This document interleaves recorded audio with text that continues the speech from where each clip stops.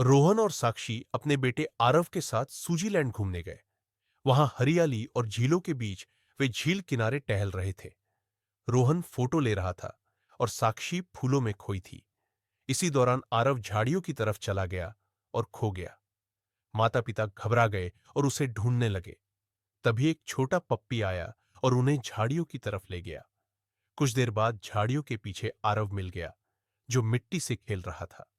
माता पिता खुश हो गए और पप्पी को प्यार से गले लगाया।